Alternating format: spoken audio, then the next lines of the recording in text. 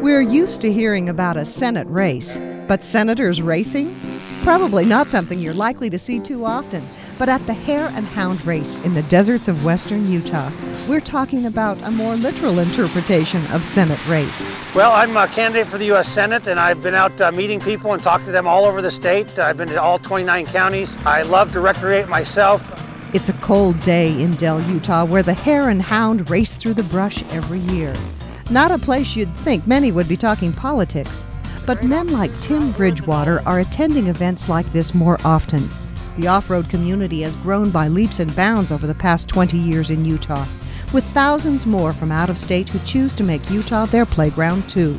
All over Utah, some come from Nevada, some come from Wyoming. The outdoors are a way of life here, with recreationists of every type finding their niche on the snow, red rock, or mountain trail. Even so, that lifestyle can be drastically altered by political decisions that are made thousands of miles away.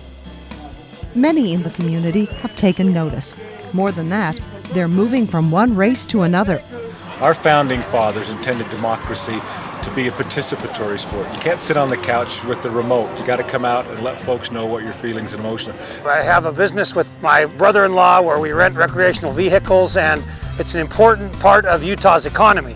A lot of jobs are created, and a lot of fun has been had by families who can recreate all over the state. Utahns can be trusted with our own lands, and the federal government and environmental extremists have made it harder and harder just for us to enjoy what we have here. They're from the East Coast, and they've never been on a motorcycle, and yet they're telling us we can't ride up a mountain and go out and have the time of our lives. Here's an opportunity to say, wait a second, we think that there is multiple use. There's room in the state of Utah for all uses. The Hare and Hound isn't a political event.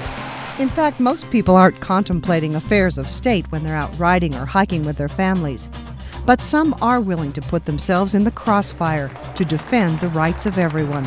People take care of it. I work with the Boy Scouts, and we always go in, and if we're camping or if we're going up into the wilderness areas or anything like that, we always make a point to leave the place better than we found it.